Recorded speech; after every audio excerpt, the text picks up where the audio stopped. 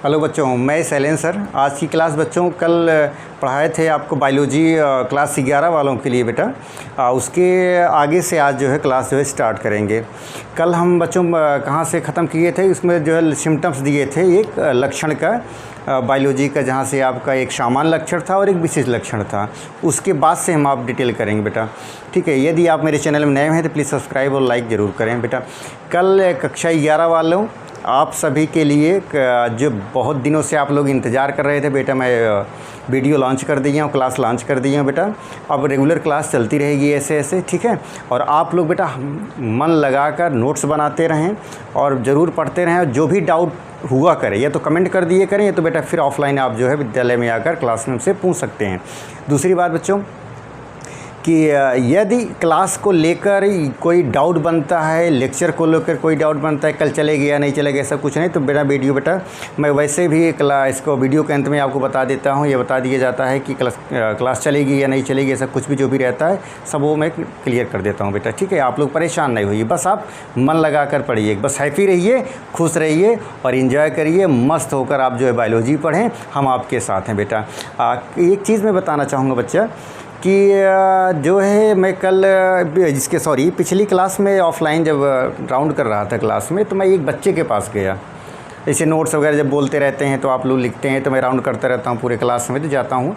तो मैं एक बच्चे के पास गया तो बोला कि एक फिगर था अमीबा का था, फिर पैरामीशियम का था। अमीबा पैरामीशियम यूग्लिन मैं क्लियर कर चुका हूँ, बायोलॉजी में पढ़ा चुका हूँ क्लास में बच्चों। लेकिन बेटा मैं जब वहाँ उनके पास उस बच्चे के पास गया तो देख रहा हूँ यार फिगर नहीं बना रही। तो मैं उनसे पूछा कि आप फिगर क्यों नहीं बना रहे हैं? तो कह रहे हैं सर जी जो है फिगर बन नहीं रहा है। हाँ, तो मैंने ये उनसे एक सवाल किया, बेटा बायोलॉजी आप अपनी मर्ज़ी से लिए हैं ना, तो बायोलॉजी लेने का मतलब बेटा ठीक फिगर आना बहुत ज़रूरी है। यदि फिगर नहीं आएगा, फिगर बनाना नहीं आएगा, तो आप बायोलॉजी पढ़ कैसे सकते हैं? फॉर एग्जांपल यदि कोई बच्चा मैथ ले लिया जाए और मैथ लेने के बाद अगर आप बोल दे कि हमको टेबल नहीं आती, पढ़ना नहीं आता है, तो आप कैसे मैथ कैसे आप कैलकुलेशन कर सकते हैं? Bad habit. तो मैंने उनको समझाया बेटा कि बायोलॉजी पढ़ना है तो फिगर मस्ट है। अब फिगर के अकॉर्डिंग आप जितना एक्सप्लेनेशन दे सकते हैं उससे मैक्सिमम आपको एक्सप्लेनेशन देना चाहिए, और फिगर के माध्यम से बहुत आप अच्छे तरह से बायोलॉजी पढ़ सकते हैं। मैंने उनको बताया, लेकिन मैं आपको ये बताना चाह रहा हूँ बच्चों, आप ऑनलाइन क्लासेस को लेकर सभी बच्चों को कि बेटा फिगर ज़रूर आप बनाया करिए, रेगुलर फिगर बनाया करिए। क्लास अगर खाली भी रहता है ऑफलाइन की, कोई सर नहीं आए, तो उनकी घंटी में आप फिगर बनाते रहें, ग्रुप डिस्कशन करते रहें। 4-5 आप बॉयज़ गर्ल्स में जो भी रहते हैं आप अपना ग्रुप बना लें। जब भी आप बात करें तो उस ग्रुप के उस टॉपिक से रिलेटेड आपसे बात किया जाए। जो भी ग्रुप 3-4 के बनने हैं आप उससे रिलेटेड आप लोग बात करिए कि आज जैसे अमीबा बनाए तो अमीबा में कैसे चलता है चलन, उसका चलता कैसे अमीबा, न्यूट्रिशन कैसे होता है, स्ट्रक्चर कैसे होता है, ये एक कोर्स की है। ये आप 4-5 लोग जो है ग्रुप डिस्कशन किए करें। अगर आप ग्रुप डिस्कशन करना स्टार्ट कर देंगे बेटा तो 100% आपकी पढ़ाई बहुत ही ज़्यादा इंक्रीज़ होगा, बहुत ही ज़्यादा हेल्पफुल मिलेगा आप लोग। जब भी है बदमाशी नहीं, शरारत ना किया करें, सीधी सी बात है। आप जितने 4-5 जो भी आप फ्रेंड रहें, सहेलियाँ रहें, 4-5 रहें, बॉयज़ रहें, आप लोग 4 ही 5 आप दोस्त बनाएं। लेकिन जो दोस्त बनाए बेटा एक आप ईमानदार, हॉनेस्ट हो, और दूसरी प्रकार से आप पढ़ाई से रिलेटेड आप उससे बात किया करें क्लास में, और ग्रुप डिस्कशन आप किया करें, ठीक है। ये मेरा सजेशन रहा उस बच्चे को भी, और साथ ही साथ आप लोगों को भी मेरा सजेशन है बेटा कि फ़िगर ज़रूर बनाते जाया करें। फ़िगर बनाना मस्ट है। बायोलॉजी पढ़ना है तो फ़िगर आना ज़रूरी है, बनाना ज़रूरी है, और फ़िगर के माध्यम से समझना बहुत ज़रूरी, एक्सप्लेनेशन करना बहुत ज़रूरी है। तभी मज़ा आएगा पढ़ने में और पढ़ाने में बेटा, ठीक है। और कल मैं पढ़ाया था क्लास 11 वालों के लिए बायोलॉजी बेटा, आप लोग इंतज़ार कर रहे थे, तो आज आपके सामने बायोलॉजी कल से स्टार्ट ही होगी। आज उसके बाद नेक्स्ट क्लास जो है, आज इसको जीव जगत पहला लेसन मैं इसको आज ख़त्म भी कर दूंगा। उसके बाद है क्लासिफिकेशन, जीव जगत का क्लासिफिकेशन है, वर्गीकरण, फिर नेक्स्ट क्लास में ऐसा होता रहेगा, ठीक है बेटा।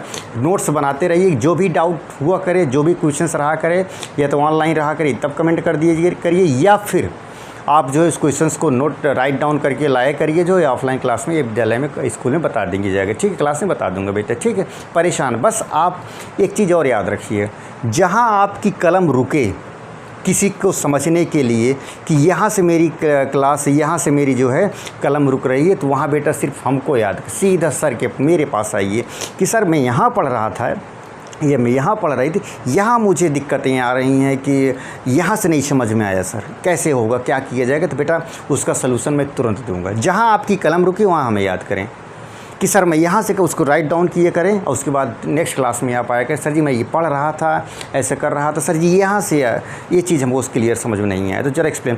तो 100% मैं एक्सप्लेन कर दूँगा, और ईजी से ईजी लैंग्वेज समझाने की कोशिश करूँगा बेटा, परेशान ना हो करिए। ठीक है, आज मैं बेटा आपके फिर जो है बायोलॉजी, आप जीव जगत में पढ़ाए थे, कल हम बायोलॉजी को बेसिक कॉन्सेप्ट को लेकर बताए थे, बेसिक चीज़ें बायोलॉजी से रिलेटेड बताए थे आप सभी को। तो आप उसके बारे में भी आप जानते भी हैं, कुछ जानते भी हैं, जो नहीं जानते हो कल की वीडियो में जो पढ़ा हुआ था बेटा, जो पढ़े होंगे रेगुलर एकदम मस्त आ गया होगा बायोलॉजी किसे कहते हैं। ठीक है, नहीं है तो फिर 2 मिनट के लिए रिमाइंड करा दिया जाता है, क्या करना है, ठीक है, पढ़ लिया जाए। आँख बंद किया, सीधी सी बात बेटा, करना क्या है, सिर्फ बायोलॉजी किसे कहते हैं। बायोलॉजी यानी जीव विज्ञान, बायोलॉजी 2 शब्दों से मिलकर बना होता है, बायोस प्लस लॉजी। बायोस मतलब होता है लिविंग या जीवित प्राणी, और लॉजी मतलब होता है अध्ययन करना, मतलब जीवित प्राणियों का अध्ययन करना ही क्या कहलाता है, हमारा बायोलॉजी कहलाता है।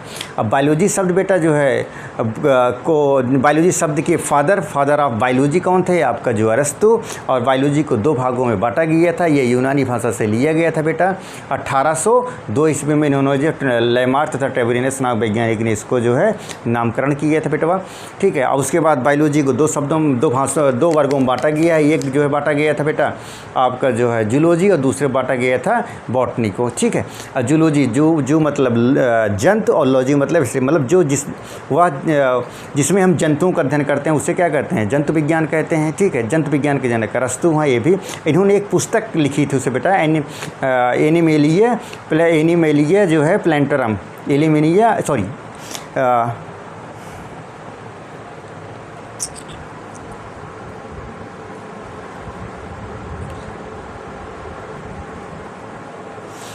तो बायोलॉजी बेटा, तो इसमें क्या था, बायोलॉजी को उसमें 2 भागों में डिवाइड किया गया था। किसके बायोलॉजी को 2 भागों में, जो जंतु विज्ञान और वनस्पति विज्ञान। जंतु विज्ञान के जनक अरस्तु थे बेटा। अरस्तु ने इन्होंने एक पुस्तक लिखी थी हिस्टोरिया एनिमिलिया। ठीक है, ये बहुत पूछा जाता है कि अरस्तु ने कौन सी बुक को लिखा था, हिस्टोरिया एनिमिलिया का। उधर बॉटनी, उसमें वह विज्ञान जिसमें सिर्फ पेड़ पौधों का अध्ययन करते हैं उसे जो है बॉटनी कहते हैं, या वनस्पति विज्ञान कहते हैं। वनस्पति विज्ञान के जनक क्या होते हैं, जनक कौन थे, फादर ऑफ बॉटनी कौन थे, थियोफ्रेस्टस थे। इन्होंने थियोफ्रेस्टस साहब ने क्या किया था, एक पुस्तक लिखा था, उसका नाम था हिस्टोरिया प्लांटरम नामक पुस्तक इन्होंने लिखा था। उसके बाद बेटा बताए थे हम क्या कि इसको जो है कि बायोलॉजी भी किसी भी जीव जंतु को पढ़ने के लिए 3 शब्दों का या 3 स्टेप से आप उसको पढ़ सकते हैं। 3 शब्दों से 3 स्टेप को जानकर आप किसी भी बायोलॉजी के बारे में उसका एक्सप्लेनेशन कर सकते हैं। पहला मॉर्फोलॉजी मतलब स्टडी ऑफ एक्सटर्नल स्ट्रक्चर, किसी भी जीव जंतु के बाहरी वातावरण के बाहरी वेशभूषा के बारे में उसको स्टडी करना। और दूसरा था एनाटॉमी, स्ट्रक्चर ऑफ जो है स्टडी ऑफ इंटरनल स्ट्रक्चर, कि किसी भी जीव जंतु को उसकी आंतरिक संरचना के बारे में, जैसे उसका ब्लड कैसा है, बोन कैसा है, वो बना कैसा, सेल टिश्यूज़ क्या होते हैं, उसके आंतरिक संरचना के बारे में हमको पढ़ना होता है, उसे बोलते हैं एनाटॉमी। और दूसरा क्या होता है, physiology, study of function. Physiology होता है कि उसके अंग, किसी भी जीव जंतु के लिए उस अंग प्रत्यंग के लिए कौन कौन से फंक्शन होते हैं, कार्य क्या होता है, ये सब डिटेल बच्चा मैंने पढ़ चुका है, बताया हूँ पिछले वीडियो में। और दूसरा बात बेटा कि इसमें फिर उसके बाद आ गया था जीव कहते कैसे हैं, लिविंग ऑर्गेनिज्म कौन सा होता है, जीव मतलब जान, जीव मतलब जान, वह जीव जिसमें जान हो, बस वही क्या होता है, हमारा जीव होता है। जीव 2 प्रकार के होते हैं, एक सजीव होता है, एक निर्जीव होता है। निर्जीव में जान ही रहे हैं, उसमें क्या होती है, जान नहीं होता है। निर्जीव में जान नहीं होता, और सजीव में क्या होता है, जान होता है बेटवा।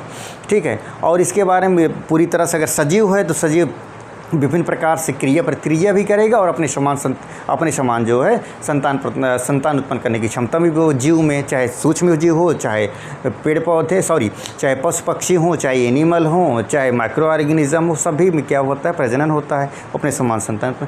यहाँ तक बेटा, और कुछ विशिष्ट लक्षण भी बताए थे आपको, ग्रोथ करना, वृद्धि करे, सब चीज़ के बारे में बताया था पिछली वीडियो में। आज बेटा उसी से जस्ट आगे क्या करा रहा हूँ, आप सजीवों का लक्षण। सजीवों के लक्षण बेटा क्या होगा, भोजन। पहला क्या होगा, यदि सजीव है तो क्या करेगा, खाना खाएगा कि नहीं खाएगा, सजीव है तो सभी सजीवों को कार्य करने के लिए ऊर्जा तथा भोजन से प्राप्त होती है। सभी सजीवों के लिए क्या कार्य करने के लिए क्या ज़रूरत होती है, कार्य करने के लिए क्या होती है, उसको क्या करने के लिए, और कार्य करने की ऊर्जा भोजन से प्राप्त होती है। अगर कोई भी जीव जंतु होगा कार्य करेगा तो उसको ऊर्जा की ज़रूरत पड़ेगी। तो ऊर्जा मिलेगा कहाँ से, ऊर्जा मिलेगा भोजन से। क्या होगा, भोजन से मिलेगा। अब पौधे क्या करते हैं बेटा, पौधे अपना भोजन स्वयं बनाते हैं। जैसे पौधे अपना भोजन स्वयं बनाते हैं, कैसे बनाते हैं, प्रकाश संश्लेषण द्वारा। आपका पढ़ ही चुके हैं प्रकाश संश्लेषण द्वारा। सूर्य की उपस्थिति पौधे क्या बनाते हैं बेटा, फूड पार्टिकल बनाते हैं या खाद्य पदार्थ बनाते हैं अपना। तथा जबकि अन्य सभी जीव अपने भोजन के लिए दूसरे पौधे पर या दूसरे जीव जंतुओं पर निर्भर करता है। वैसे तो हम आप जैसे ह्यूमन होते हैं, क्या भोजन बनाते हैं कि पकाते हैं, मेरा सवाल बेटवा। हम आप जो है, हम बच्चा ह्यूमन लोग भोजन पकाते हैं। भोजन बनाते कौन से, पेड़ पौधे बनाते हैं। किससे बनाते हैं, सूर्य की प्रकाश की उपस्थिति प्रकाश संश्लेषण द्वारा भोजन बनाते हैं। उस भोजन को बनाए हुए हम आप आते हैं तो फिर घर में अपना खाना पकाते हैं, नाट बनाते हैं। बना इसलिए नहीं पाएंगे बेटा, प्रकाश संश्लेषण द्वारा पेड़ पौधे बनाते हैं ना अपना फूड पार्टिकल, ठीक है, भोज्य पदार्थ। तो ये हो गया है आपका भोजन। दूसरा हो गया श्वसन। अगर जीव है तो क्या करेगा, भोजन करेगा और श्वसन भी करेगा, सांस भी लेगा। तो श्वसन में क्या है, सभी सजीवों को जीवित रहने के लिए ऑक्सीजन की आवश्यकता होती है, भी जान रहे हैं। और जो हमें वायुमंडल से मिलती है, ऑक्सीजन को ग्रहण करना तथा कार्बन डाइऑक्साइड को बाहर निकालना ही क्या कह रहा था, श्वसन। यदि जीव है खाना खाएगा तो फूड के बारे में एक्सप्लेन कर चुका है, अब श्वसन भी लेगा, सांस भी होगा। हाँ, रिस्पायरेशन, सांस लेगा जीव जंतु, ठीक है। तो सभी जीव जंतु के लिए क्या होता है, अभी ऑक्सीजन लेते हैं। ऑक्सीजन हमें मिलेगा कहाँ से, वायुमंडल से मिलेगा वायुमंडल से मिलेगा। तो ठीक है बेटा। तो और दूसरी बात, हम लोग क्या करते हैं, ऑक्सीजन को लेते हैं और कार्बन डाइऑक्साइड को बाहर निकालते हैं। क्या होता है, रिस्पायरेशन में, ये भी सजीवों के लक्षण है बेटा। दूसरा क्या करेगा, वृद्धि, ग्रोथ। सभी सजीवों में वृद्धि होती है, जो उम्र बढ़ने के साथ साथ शारीरिक और मानसिक विकास भी होता है, जबकि निर्जीवों में ऐसा कुछ नहीं होता है और हमेशा ये जैसा बना रहता है, ठीक है बेटा। ग्रोथ होगा। दूसरा, अगर सजीव है तो भोजन लिए, सांस लिए तो उसका ग्रोथ होगा, विकास होगा।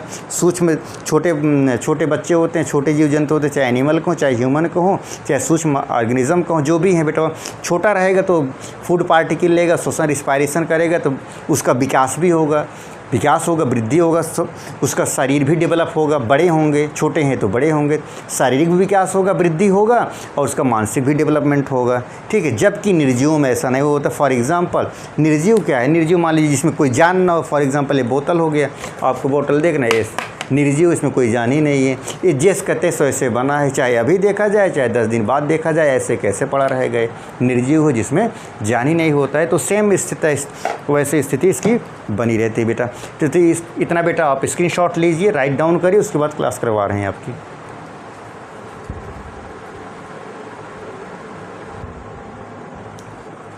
नेक्स्ट बच्चों क्या होगा, चलन या मूविंग।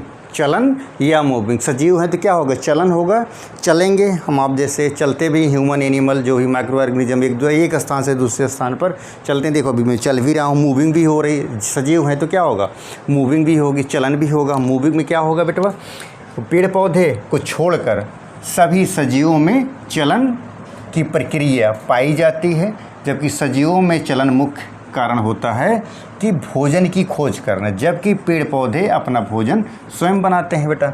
मूविंग में चलन, अगर हम देखो एक प्रकार थोड़ा समझा जाए मूविंग का, चलन के बारे में बेटा, तो जो भी है सजीव, ह्यूमन, देखो बेटा, सभी जितने जीव जंतु हैं चलते क्यों हैं, वर्क क्यों करते हैं। चलते हैं मतलब चलने का मतलब वर्क करना, जाएंगे एक स्थान से जाते हैं सुबह। देखो जैसे हम ही आप हो सकते हैं, अभी हम आप होते हैं, देखो कि स्कूल आना है, सुबह फटाफट उठें, उसके बाद नित्य क्रिया से आप जो है निवृत्त होकर फिर क्या करना है कि सिर्फ आप जो है बैग उठाएँ, अपना खाना पीना खाएँ, से चले जाते हैं नहीं स्कूल। देखो बेसिक से आप बात समझा जाए ज़रा, चलन ह्यूमन जीवन क्यों होता है, क्योंकि सीधी सी बात है बेटा, भोजन की आवश्यकता के लिए सभी लोग हम आप काम करते हैं, एक स्थान से दूसरे स्थान पर जाकर काम करें, किसके लिए, पेट के लिए, भोजन के लिए। तो भोजन की आवश्यकता होती है, मूविंग होता है। जीव सजीव रहेगा तो मूव करेगा, चलेगा तो चलेगा, किसके लिए चलेगा, क्यों चलेगा, काहे चल रहा है, सिंपल सी बात है, भोजन की आवश्यकता के लिए, जीवित रहने के लिए भोजन खाएगा ही खाएगा। इसीलिए, और जबकि पेड़ पौधों में क्या होता है, मूवमेंट नहीं होता है। और समझ रहे हैं मेरी, चलन, तो क्या बेसिक सी बात है, चलन होता है भोजन की खोज के लिए बेटवा, ठीक है, ये चीज़ के लिए समझा जाए। और दूसरा फिर उसके बाद क्या है आपका प्रजनन, रिप्रोडक्शन। सभी सजीवों में प्रजनन का गुण भी पाया जाता है।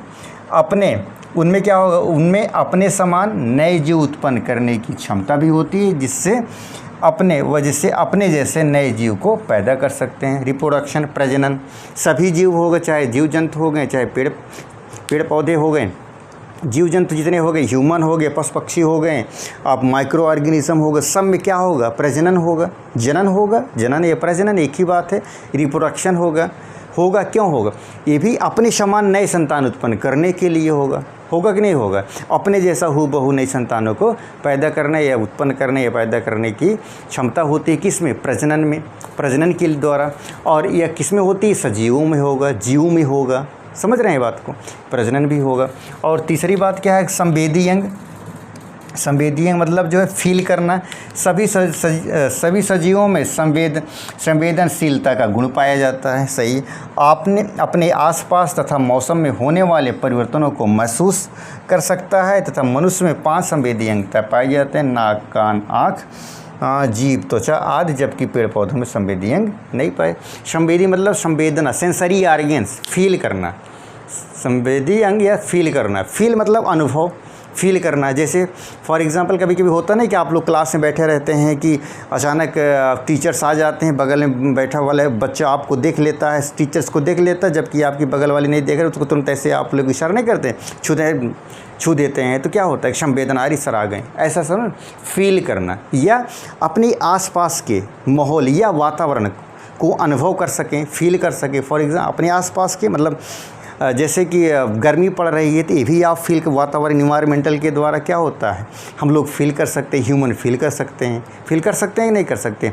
बारिश हो रही, जो है चमक गरज के साथ बारिश भी हो रही है, अपने आसपास के द्वारा ये भी फील कर रहे हैं कि यार बारिश होने वाली है, अनुभव कर रहे हैं कि नहीं, फील कर रहे हैं कि नहीं।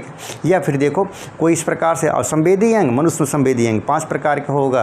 क्या होगा, कान होगा, नाक होगा, आइस होगा, जीभ होगा, त्वचा होगा, ये सब भी स्वाद के लिए, जीभ, कान सुनने, सब चीज़ के लिए। जैसे फॉर एग्जांपल घर में कई जो है आप लोग कई भाई बहन कोई भी रहता है, पापा में बुलाते हैं फला नाम को लेके, कहाँ है भैया बच्चा, कहाँ है मेरा, तो बात होता नहीं है।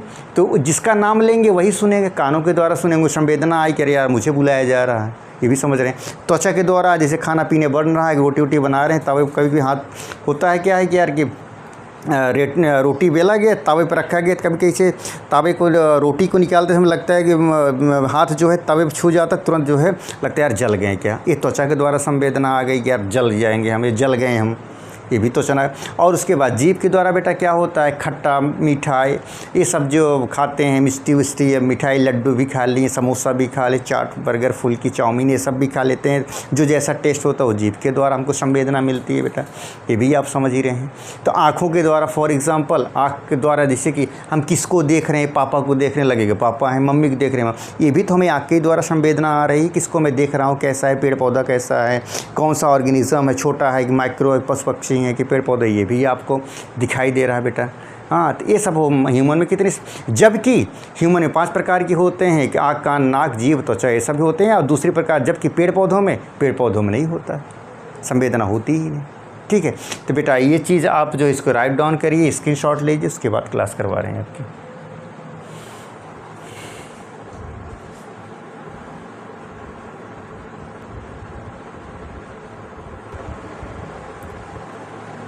नेक्स्ट बच्चा एक्सक्रीशन या उत्सर्जन। अभी मैंने जीवित लक्षण के बारे में, सजीवों के जीवित लक्षण के बारे में क्या, भोजन ये भी कर लिए, श्वसन रिस्पायरेशन, फील, उसके बाद अनुभव, या उसके बाद जो संवेदी या सेंसरी ऑर्गन्स, इसके बारे में। फिर उसके बाद क्या मैंने पढ़ा है, एक्सक्रीशन या उत्सर्जन।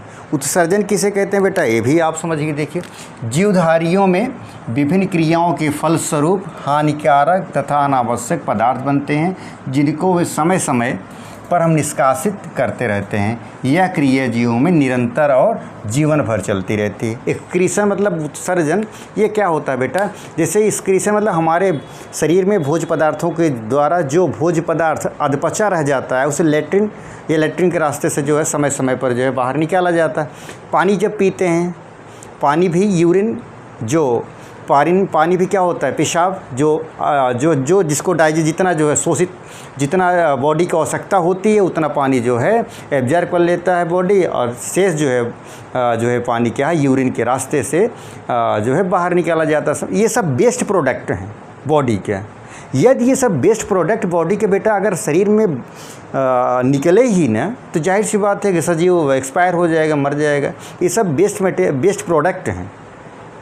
हाँ, अपशिष्ट खाद्य पदार्थ इसको कहा जाए। ये भी इसमें देखो बेटा क्या है कि जो उत्सर्जन एक्सक्रीशन में होगा, जो खाद्य पदार्थ खाने के बाद अधपचे भोज्य पदार्थ के रूप में बचे रहते हैं, उस समय समय पर जो लैट्रिन के रास्ते या समय समय पर बाहर निकाला जाता है। और जो पानी पीते हैं, पानी पीते जितना हमको बॉडी की आवश्यकता होती है पानी को, उतना एब्जॉर्ब करके बचा हुआ जो है वह यूरिन के रास्ते से, पेशाब के मूत्राशय के द्वारा जो है बेटा क्या होता है, ये बाहर निकाला जाता है। बात समझ रहे हैं बेटा? तो ये सब चीज़ें हो गई इसका, ठीक है, इसका एक्सक्रीशन में। चलो बेटा, अब सजीवों का जो मेन लक्षण था वो बेटा मैंने एक्सप्लेन कर चुका। क्या, यदि सजीव के लक्षण है तो भोजन करेगा, सांस भी लेगा, दूसरा, तीसरा फील करेगा, अनुभव फील करेगा बाहरी वातावरण, और संवेदनशील रहेगा वो, कि अनुभव कर सकेगा, आँख कान नाक कान त्वचा जीभ ये सबसे संवेदना करे। क्या जो उसके बाद क्या करेगा, एक्सक्रीशन करेगा, उत्सर्जन करेगा। यह जीवन प्रयत्न आजीवन पूरी, जब तक लाइफ जिएगा बेटा तब तक वो सजीव जो है अपना क्रिया प्रतिक्रिया वो करता रहता है। ठीक है, चलेगा जब तक वह इसका एक्सपायर ना हो जाए, उसका या उसकी जब तक जीव की मृत्यु ना हो जाए, जीवन प्रयत्न चलता है। दूसरी बात बेटा, अब देखो मधुमक्खी 3 प्रकार का होता है। मधुमक्खी कितना होता है, 3 प्रकार का होता है। एक मधुमक्खी होता है एक रानी मधुमक्खी, उसे क्या कहते हैं बेटा हम, रानी या मादा मधुमक्खी कहते हैं। दूसरे क्या कहते हैं, नर मधुमक्खी, उसको बोलते हैं ड्रोन मधुमक्खी। एक होता है बेटा जो है आपका कार्यकर्ता मधुमक्खी। कार्यकर्ता मधुमक्खी क्या होता है, उसे सेवक मधुमक्खी के रूप में जाने। यह जो बेटा रानी मधुमक्खी, रानी और नर इसी से जो उत्पन्न हुआ रहता है, इन दोनों से जो उत्पन्न हुआ, रानी और नर मधुमक्खी से जो उत्पन्न हुआ रहता है उसे क्या बोलते हैं, कार्यकर्ता मधुमक्खी। इसको सेवक मधुमक्खी के रूप में भी जाना जा। अच्छा बेटा, ये क्वेश्चन अगर पूछा जाए तो खच्चर कैसे उत्पन्न होता है, वेरी इंटरेस्टेड चीज़ें हैं, बहुत जानकारी वाली चीज़ें। बेटा खच्चर कैसे पैदा होता है? पहली बात तो खच्चर प्रजनन नहीं करता है। अच्छा, दूसरी चीज़, अच्छा पैदा होगा कैसे खच्चर, बनेगा कैसा, होता कैसे है खच्चर, अब बनेगा कैसे, रिप्रोडक्शन जो भी चीज़ें रहते हैं। देखो ये खच्चर बनते कैसे हैं, पैदा कैसे होते, इसको मैं आपको बता रहा हूँ। बहुत इंटरेस्टेड चीज़ें हैं बेटा, ध्यान से समझना। देखो घोड़ा घोड़ी जान ही रहे हैं आप, होता है नहीं, घोड़ा और घोड़ी ये सब जान ही रहे हैं। तो बेटा जो घोड़ी है, घोड़ी का रिप्रोडक्शन, क्या घोड़ी का रिप्रोडक्शन या प्रजनन करा दिया जाए, जनन करा दिया जाए किससे, नर गधे से। किससे करा दिया जाए, नर गधे से करा दिया जाए। समझ रहे, बात को समझिएगा। घोड़ी का रिप्रोडक्शन या प्रजनन या जनन किससे कराया जाए, गधे से कराया जाए। उससे उत्पन्न हुई बेबी को, बच्चे को, तो क्या बोलते हैं, खच्चर जो पैदा होगा वो खच्चर होगा। नोटेड, ये पॉइंट नोटेड बी लॉर्ड। समझ रहे हैं बेटा? बहुत सारे क्वेश्चन, खच्चर कैसे होगा, बहुत सारे लोग पूछ भी लेते हैं खच्चर। अब भूलना नहीं है। कैसे, नर गधे का फीमेल घोड़ी के साथ रिप्रोडक्शन है, जनन करा दिया जाए, उससे जो उत्पन्न होगा उसे क्या बोलेंगे बेटा, उससे जो बच्चा पैदा होगा उसे बोलते हैं खच्चर। यही बेटा मैं एक्सप्लेन किया हूँ इसमें। इसको भी आप राइट डाउन कर लीजिए, नोट कर लीजिए, लिख लीजिए, मस्त आप बना लीजिए बेटा, याद कर लीजिए। एग्ज़ाम के दृष्टिकोण से बहुत ही ज़्यादा इंपॉर्टेंट टॉपिक्स में बता रहा हूँ जो जीव जगत के अंतर्गत आते हैं। कुछ एक्स्ट्रा भी है आपके कॉम्पिटिटिव एग्ज़ाम के तौर पर बेटा, ये भी आपको समझने की बहुत ज़रूरी बात है बेटा। स्क्रीनशॉट लीजिए तब तक, उसके बाद आप क्लास करवा रहे हैं।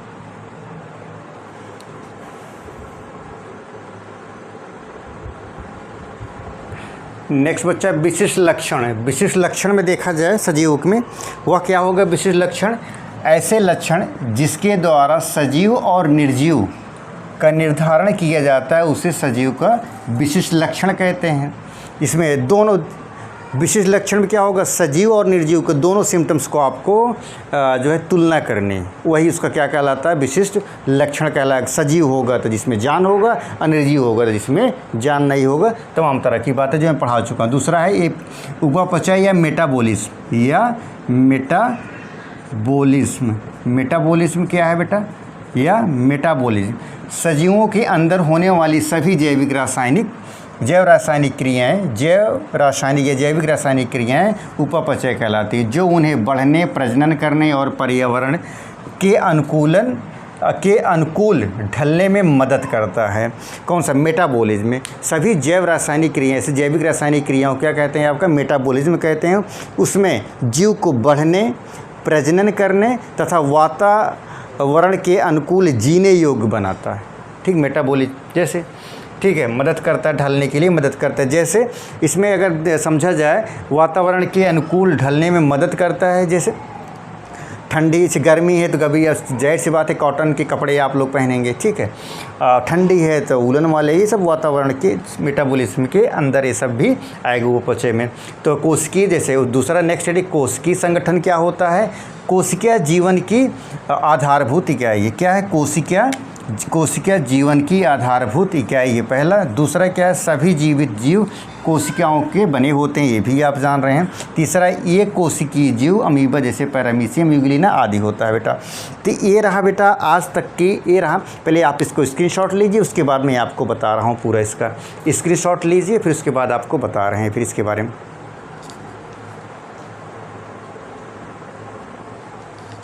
हो गया बेटा, ठीक है। तो बेटा ये रहा जीव जगत के अंतर्गत जितने टॉपिक्स कि आपके सिलेबस में था और जितना बेटा मैं इसको इंक्लूड, जितना ज़्यादा से ज़्यादा मैं इसमें मैटर डालने का, अच्छे मैटर डालने की कोशिश किया और बताया सारे जो है जीव जगत। बेटा यह लेसन यहीं पर मैं समाप्त करता हूँ। अच्छा, इसमें बेटा अब आप देख लिया जाए थोड़ा सा कि लेसन तो समाप्त कर दिया। अब देखा जाए कि एक रफ डायग्राम से मात्र 5 मिनट के अंदर या 5 मिनट के अंदर बेटा एक रफ डायग्राम के माध्यम से देख लिया जाए कि मैंने पढ़ा क्या क्या यार। यह ट्रिक आप लोग ज़रूर किया करिए। यह ट्रिक जो बताने चल रहा हूँ, चाहे जो लेसन हो, चाहे जो टॉपिक हो, पढ़ने के बाद अपने आप से एक सवाल ज़रूर करना चाहिए कि मैंने किया क्या, अभी तक मैंने किया। जैसे पढ़ रहे हैं तो जैसे क्लास चली, फॉर एग्जांपल क्लास में आया, क्लास पढ़ाया, क्लास पढ़ाने के बाद अपने आप में जैसे क्लास 40 मिनट जो भी पढ़ाया और बाहर दूसरी घंटी लगी, मैं बाहर गया। तो अब जब भी आप खाली रहा करिए तो आप पूछा करिए अपने आप से यार कि विद्यालय गए, प्रेयर हुआ, क्लास चली, फर्स्ट क्लास चला, सेकेंड क्लास में शैलेंद्र सर आए, शैलेंद्र सर ने पढ़ाया क्या, तो पढ़ाया क्या, केमिस्ट्री और रसायन, केमिस्ट्री और बायोलॉजी। अगर आज का टर्न बायोलॉजी का है तो बायोलॉजी पढ़ाए, बायोलॉजी में क्या पढ़ाएं ये भी आप क्वेश्चंस करिए।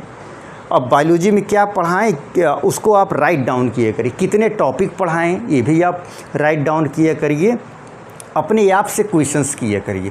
जितने क्वेश्चंस आप करेंगे उतने आपका जो माइंड डेवलप होगा और बेटा जो है आप लिखने का तरीका और लिखावट, आपकी मेमोरी शार्प होती चली जाएगी। शैलेंद्र सर आए तो क्या किए, बायोलॉजी पढ़ाए, अच्छा बायोलॉजी में कौन सा टॉपिक पढ़ाएं बेटा, ये सब भी आप लिख कर किया करिए। देखिए एक समय ऐसा आएगा बहुत ज़्यादा आप अच्छे लिखने में और रटने वाला स्टूडेंट तो आप भूल जाइए कि आप लोग उसकी आदत आपको पड़ेगी। और ऐसे बात मैं रटवाऊँगा नहीं बेटा, मैं समझाऊँगा। बेसिक कॉन्सेप्ट अगर खुलकर बता दिया और समझा दिया बेटा, फीड हो गई मेमोरी में, तो आपको हमेशा के लिए याद हो जाएगा, रटने की कोई ज़रूरत ही नहीं है, है ना। तो आज देखा जाए बेटा इसको जो है कि रफ डायग्राम में अब तक मैंने जीव जगत के बारे में मैंने पढ़ा क्या, एक रफ के माध्यम से ऐसे एक सादे पन्ने पे आप लोग जो है प्रैक्टिस करिए। जैसे क्लास चली, क्लास चलने के बाद बेटा जो है कि लेसन ख़त्म हुआ, यहाँ तक मैंने जीव जगत ख़त्म कर दिया। नेक्स्ट लेसन में बेटा मैं पढ़ाऊँगा जो क्लासिफिकेशन ऑफ जब लिविंग ऑर्गेनिज्म, वर्गीकरण, ये सब पढ़ाऊँगा बेटा, ठीक है। अच्छा, इसमें अभी मैं देखा जाए थोड़ा सा समझा जाए कि जैसे हुआ लेसन समाप्त कर दी। मात्र देखिए 5 मिनट के अंदर एक रफ डायग्राम के माध्यम से मैंने देखो पढ़ा क्या, कैसे पढ़ा जाता है, ये मैं बता रहा हूँ। जैसे आप जीव जगत पढ़ें, आपका ना जीव जगत, जैसे आप इसका देख लिया जाए, जैसे जीव जगत जैसे इसका ना ऐसे देख लिया जाए। ऐसे ज़्यादा सही रहेगा। और आप समझ लीजिए फॉर एग्जांपल बेसिक वाला से स्टार्ट किए थे बायोलॉजी, बायोलॉजी ये आपका बायोलॉजी। अब बायोलॉजी तो बेटा बायोलॉजी दो शब्दों से मिलकर बना है आपका बायोस प्लस लॉजी। बायोस का मतलब होता है लिविंग या जीवित प्राणी, जीवित प्राणी, ठीक है बेटा। और उसके बाद लॉजी का मतलब वो स्टडी, स्टडी मतलब अध्ययन करना, अध्ययन हो गया बायोलॉजी। और दूसरा बेटा आप देख लीजिए बायोलॉजी, फादर ऑफ बायोलॉजी, जीव विज्ञान के या father of biology, father of biology कौन था आपका? फादर ऑफ बायोलॉजी आपके थे कौन से थे? अरस्तु थे, अरस्तु थे, ठीक है। बायोलॉजी के कितने जो है बायोलॉजी को कितने भागों में बांटा गया? बायोलॉजी को दो भागों में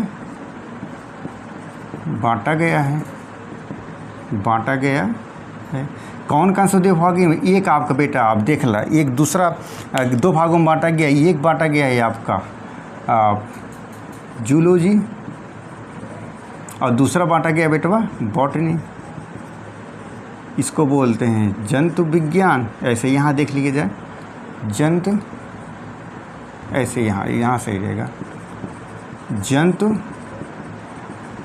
जंतु विज्ञान बेटवा। जंतु विज्ञान, जंतु विज्ञान को डिफाइन कैसे किया जाएगा? जैसे जूधन लॉजी, जूधन लॉजी मतलब जंतुओं, और उसके बाद मतलब जो है स्टडी, अर्थात जिसमें हम जंतुओं का अध्ययन करते हैं उसको क्या कहते हैं? जंतु विज्ञान कहेंगे बेटवा। और जंतु विज्ञान इसमें दूसरा जूलॉजी, जूलॉजी के फादर आप जंतु विज्ञान के जनक कौन थे आपका? जो अरस्तु, अरस्तु थे, ठीक है। और बॉटनी क्या है बेटा? बॉटनी में क्या किया जाए? वनस्पति विज्ञान, वनस्पति विज्ञान, वनस्पति विज्ञान में क्या होगा बेटा? वनस्पति विज्ञान का इसके जनक कौन थे? थियोफ्रेस्टस साहब थे, थियोफ्रेस्टस थे जनक। इसमें पेड़ पौधों का अध्ययन किया जाता है, किसमें? बॉटनी में पेड़ पौधों का अध्ययन किया जाता है, उसे क्या कहते हैं?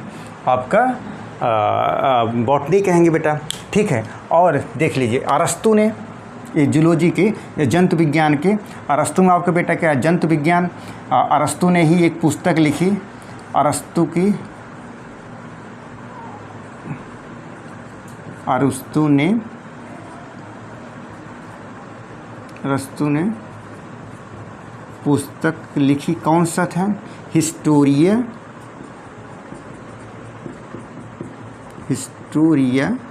एनिमिलिया,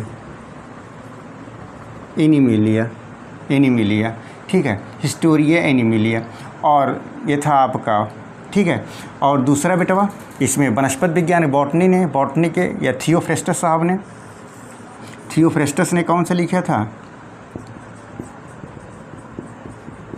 हिस्टोरिया प्लेंटरम, प्लेंटरम, प्लेंटरम, प्लेंटरम, प्लेंटरम नामक जो है पुस्तक ने इन्होंने लिखा था बेटा। ये भी आप देखिए, ठीक है, ऐसे डायग्राम। और दूसरी बात बेटा इसमें ये चीज़ें हो गई बायोलॉजी के। और उसके बाद अब आए थे हम जीव जगत के बारे में पढ़ने। जीव बेटवा देखो, जीव, जीव क्या होता है? जीव जिसमें क्या होगा बेटा? इसमें देखा जाए जिसमें क्या होगा? जान होगा, जिसमें जान होगा जीव कहलाएगा। और जीव कितने हो गए? दो प्रकार के। कितना होगा? दो प्रकार का। एक होगा सजीव और दूसरा होगा आपका निर्जीव, दूसरा होगा निर्जीव। सजीव बेटा, सजीव क्या होगा? सजीव बेटा जिसमें जान होगा, जिसमें जान होगा वो क्या कहलाएगा? सजीव। अगर सजीव जान होगा, सजीव है तो निम्न क्रियाएं भी करेगा। कौन कौन सा करेगा? ये आपका प्रजनन करेगा, प्रजनन करेगा, मूविंग करेगा, और जो है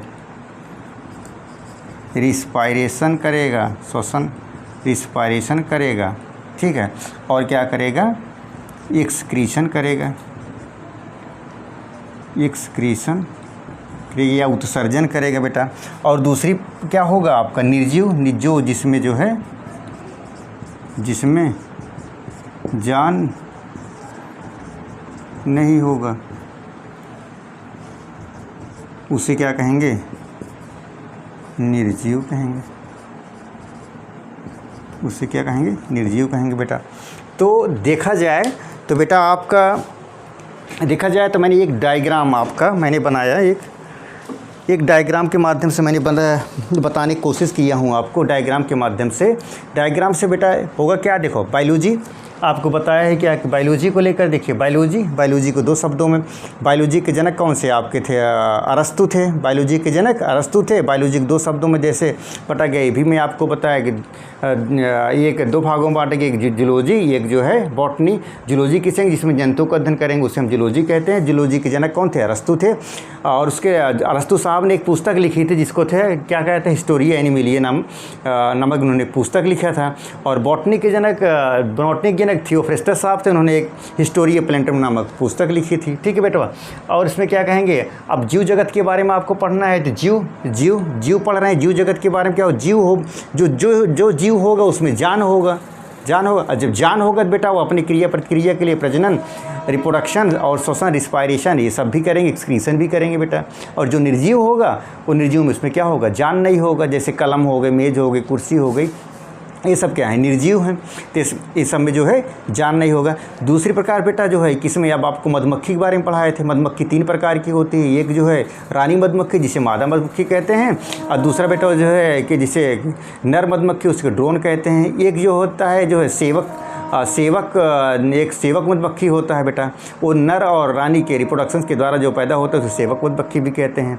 और दूसरी बात पर पढ़ा है बेटा, जो खच्चर क्या है, खच्चर क्या होता है, खच्चर बेटा जो है घोड़ी तथा नर गधे के साथ रिप्रोडक्शन करा दिया जाए, प्रजनन या जनन करा दिया जाए बेटा, तो उससे जो प्राप्त होता है बच्चे उसे क्या बोलते हैं, खच्चर। खच्चर प्रजनन नहीं करता बेटा, ठीक है।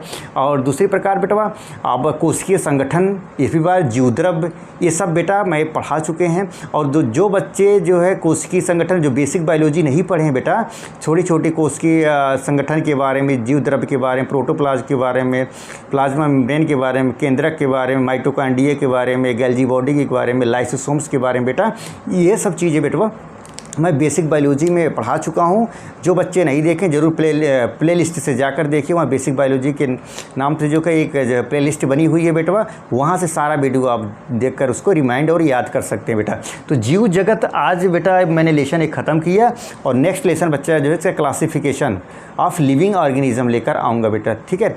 तब तक शैलेंद्र सर को दें इजाज़त, और आप पढ़ाई करते रहें बेटा, मस्त पढ़ाई करते रहें और अपने सपनों को बेटा पूरा करते रहें। जिस दिन बन जाइएगा उस दिन धन दौलत मान मर्यादा शौहरत सब आपकी कदम चूमेगी बेटा, और आपसे ज़्यादा बेटा आपके पेरेंट्स ज़्यादा एक्साइटेड रहते हैं, ठीक है बेटा। आज की क्लास बस इतना ही, नेक्स्ट क्लास अगले दिन होगा, ठीक है बेटा। Thank you.